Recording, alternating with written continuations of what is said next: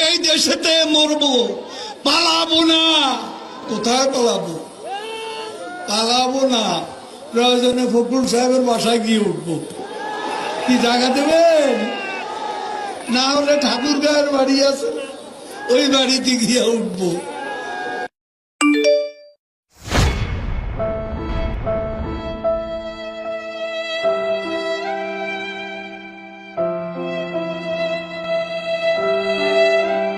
गजब बेइज्जती है।